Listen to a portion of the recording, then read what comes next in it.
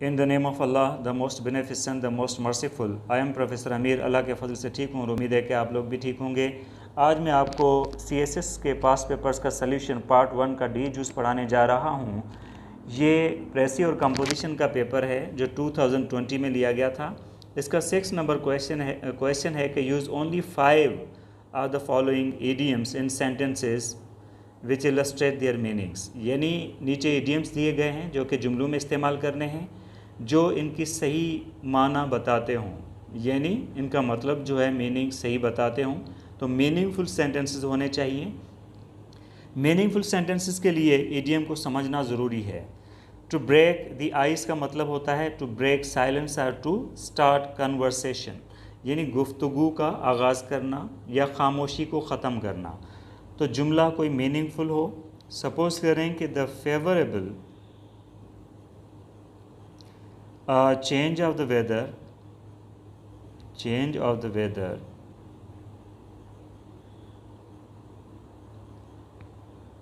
was a good topic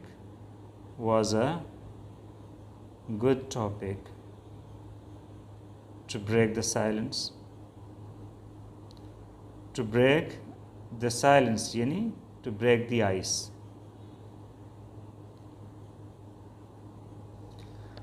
तो यानी मौसम का बदलना एक अच्छा मौजू था किसी से बात करने के लिए कि और कोई बात ना हो तो हम कहें कि भाई मौसम आज बड़ा अच्छा है, मौसम जो है वो बड़ा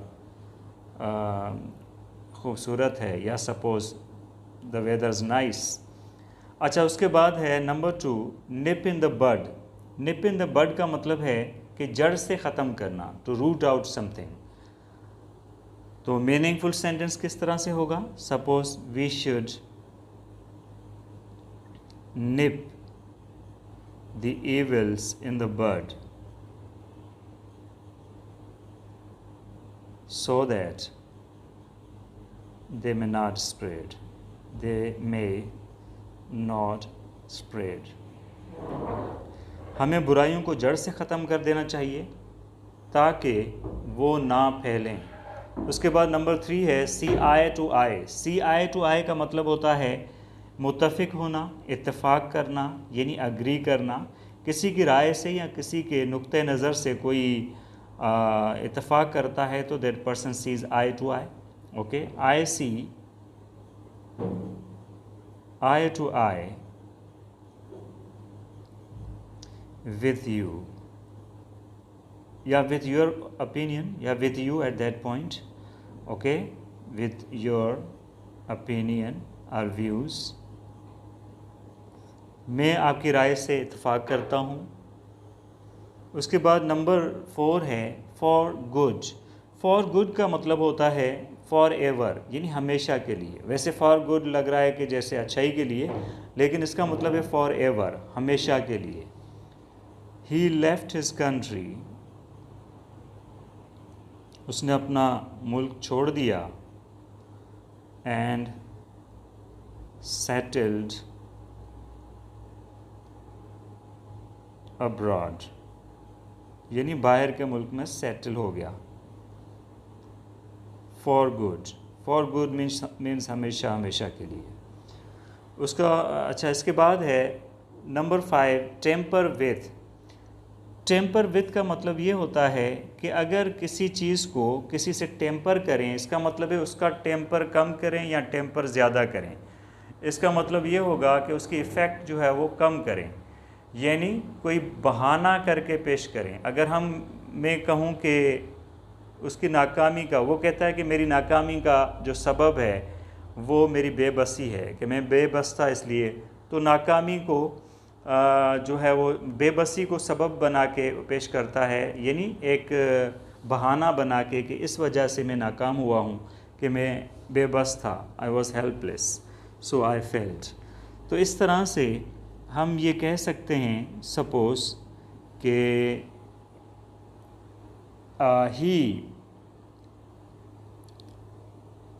we should not temper justice with, we should not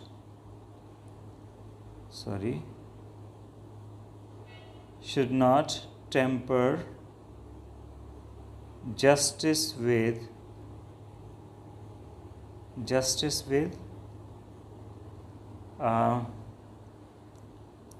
mercy। इसका मतलब ये है कि हमें जो इंसाफ है उसको मर्सी से टेम्पर नहीं करना चाहिए। ये बहाना करें कि हमें रहम आ गया तो हमने छोड़ दिया, लेकिन अगर इंसाफ करना है तो मुजरम पे रहम नहीं खाना, उसको सज़ा देनी है। इसका मतलब है we should not temper justice with mercy.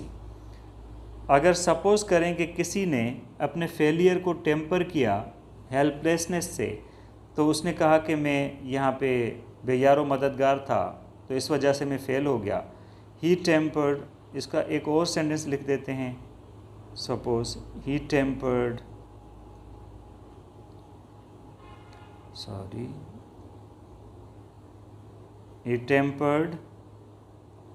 his failure with his helplessness। उसने कहा कि मैं नाकाम हो गया इसलिए कि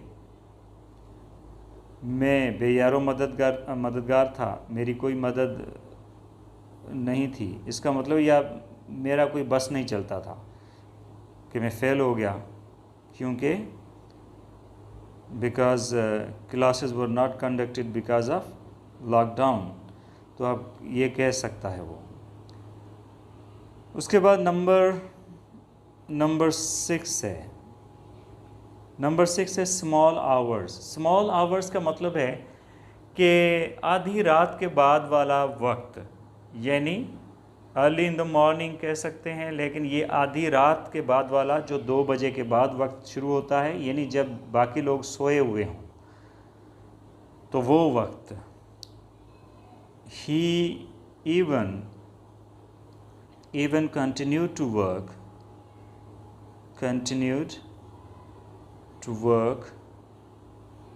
into the small hours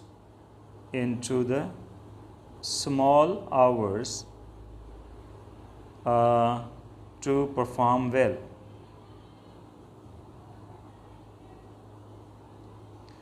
उसके यानी वो उसने जो है वो स्मॉल आवर्स में, यानी आधी रात के बाद भी काम करना जारी रखा, यानी अच्छी अदायगी के लिए, ताकि वो अच्छी परफॉर्मेंस दिखाए।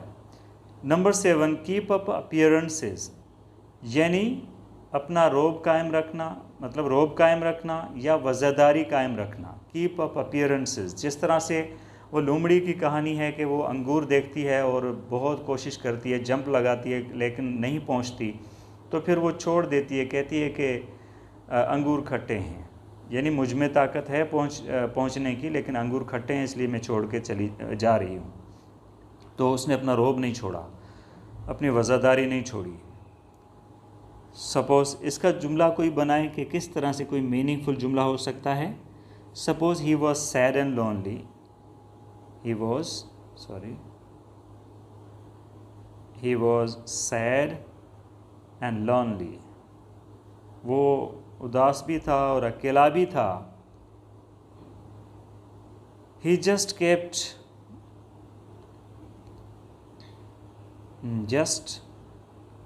kept up appearances, यानी उसने ये रोब जारी रखा अपना,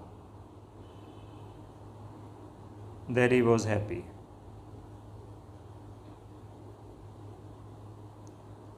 Actually he was not happy। अपना रोब जारी रखने के लिए, वज़ादारी जारी रखने के लिए उसने ये कहा कि मैं खुश हूँ, लेकिन वो उदास था, अकेला था। उसके बाद नंबर 8 है प्राइमा फेशी। प्राइमा फेशी का मतलब होता है कि एट द फेस वैल्यू, जैसे जो दिखता है असल में वो है नहीं। इसका मतलब है कि अपीयरेंस से कोई बेगुनाह लगता है, लेकिन असल में वो गुनाहगार है, क्योंकि फ़र्स्ट एविडेंस से वो गुनाहगार साबित नहीं हो रहा, या सपोज़ नहीं नज़र आता, लेकिन अगर और इन्वेस्टिगेशन की जाए तो वो उसका गुनाह साबित हो सकता है। तो इसको प्राइमा फेशी कहते हैं। यानी इसका जुमला अगर हम बनाएं तो कैसे होगा? He was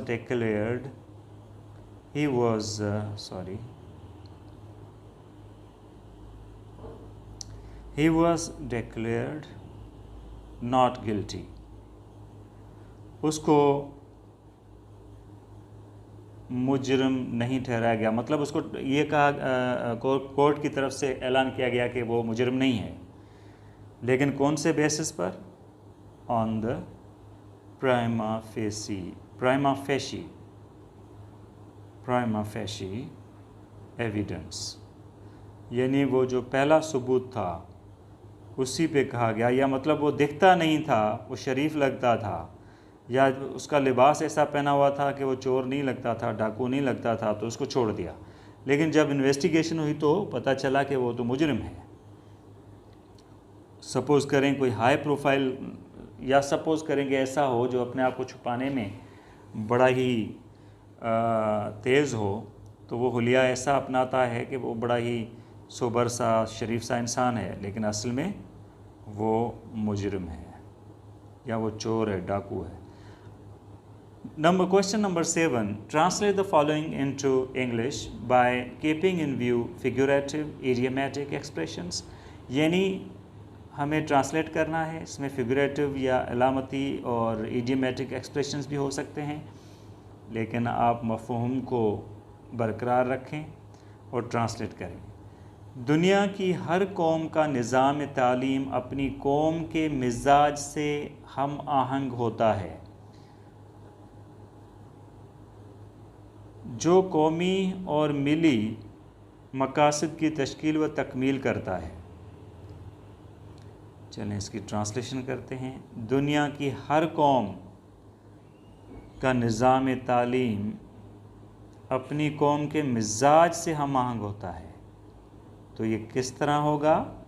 the education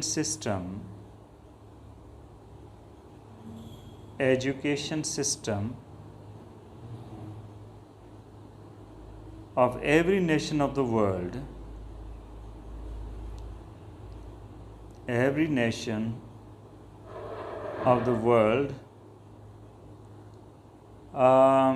is harmonious, हम आहंग है, is harmonious, यानी वो हम आहंग है किससे?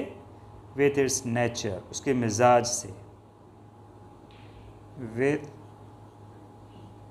its nature, उसके मिजाज से हम आहंग है। और उसके बाद है कि और जो मिली मकासद की तश्कील व तकमील करता है। तो मिली मकासद, कौमी और मिली एक ही बात है, कौमी और मिली, यानी मिली भी कौमी होता है। तो हम ये अगर लिखें कि harmonious with its nature, that, जो, दैट अगर हम लिखें कॉन्स्टिट्यूट्स भी लिख सकते हैं, कंस्ट्रक्ट्स भी लिख सकते हैं, फुलफिल्स भी लिख सकते हैं। That fulfils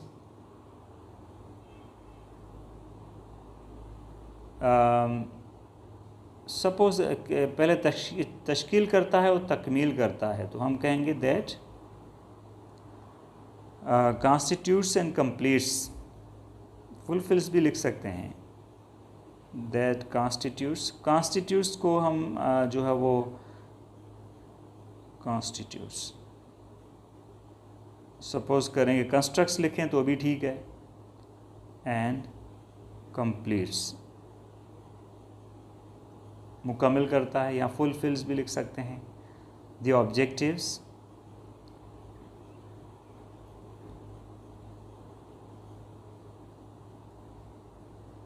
of the nation, यानी उस कौम के मकासद की तश्कील व तकमील करता है। उसके बाद जो है और कौम मतलूबा मकासद के लिए सरगर्म अमल रहती है। एंड द नेशन क्या करती है? सरगर्म अमल रहती है, means puts it into practice,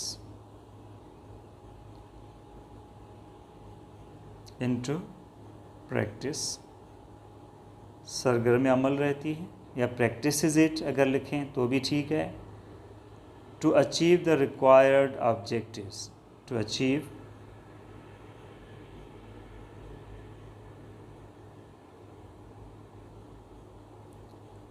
the required objectives, goals भी लिख सकते हैं, यानी जो मतलूबा मकासद हैं वो हासिल करने के लिए मतलब अमल करती है, उस पे उसको अमल में लाती है। चुनाचे किसी कौम का निज़ाम तालीम वो हम्मागीर निज़ाम तरबियत है। चुनाचे in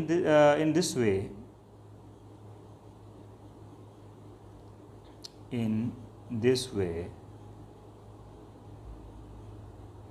यानी चुनाचे किसी कौम का निज़ाम तालीम वो हम्मागीर निज़ाम तरबियत है जिसके तहत कौम के अफराद की ज़हनी सलाहियतों को परवान चढ़ाने और उनकी सीरत व किरदार की तामीर में मदद मिलती है।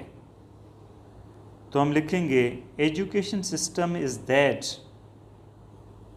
एजुकेशन सिस्टम इज़ दैट वो हम्मागीर का मतलब है कि कवरिंग ऑल द एस्पेक्ट्स और द फील्ड्स, दैट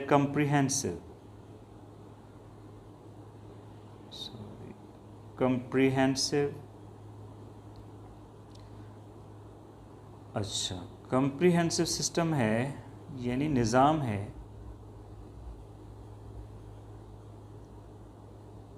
अब यानी वो कम्प्रीहेंसिव जो निज़ाम है तरबियत का,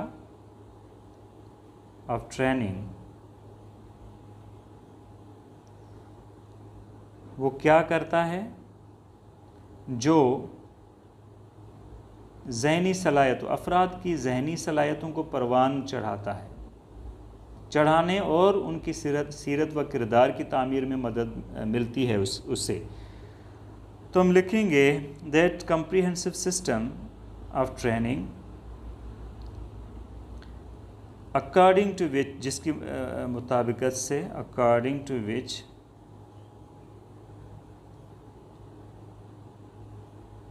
क्या होता है,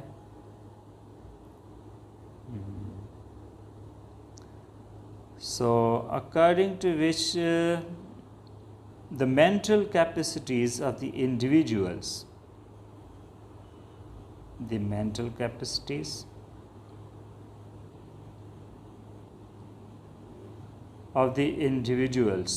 यानी अफराद की जो ज़हनी सलाहियतें हैं वो परवान चढ़ती हैं। इसका मतलब ये होगा कि वो डेवलप करती हैं। इंडिविजुअल्स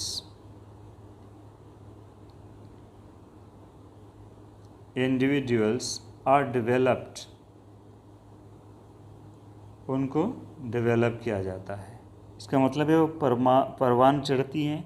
एंड इट हेल्प्स, और वो मददगार साबित होती है किसमें, और उनको मदद मिलती है किस चीज़ में। And it helps in character building,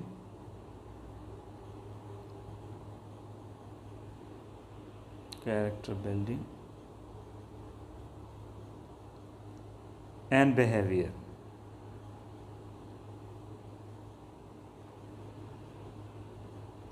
उसके बाद है निज़ाम तालीम अफराद की तरबियत इस अंदाज से करता है कि अफराद कौम की तकदीर बदल देते हैं। एजुकेशन सिस्टम हाँ, इस अंदाज से करता है तरबियत। ट्रेंड्स, किसको ट्रेंड करता है, इंडिविजुअल्स को, अफराद को। इन सच अ वे, कुछ इस तरह से करता है, that they change the fate of the nation,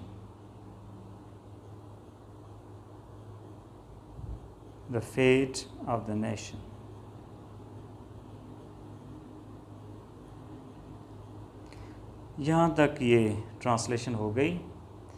तो ट्रांसलेशन का मतलब ये होता है कि मीनिंग मफ़हूम जो है वो पैसेज का सही लिखा हुआ हो या जो जुमले दिए जाते हैं उनका। तो मफ़हूम सही लिखने के लिए हमें अल्फाज अच्छे जो ट्रू कॉन्टेक्स्ट में इस्तेमाल होते हैं वो करने चाहिए। Translation varies from person to person, तो ये वेरी करता है, लेकिन मीनिंग सही होनी चाहिए। There is a condition that is it should be meaningful, it should describe the things that are in the passage or in the sentences. I think this video is useful to you. If you find this useful, like this video, subscribe my channel, and do comment in the comment section to let me know about this, and press the bell icon for more videos like this.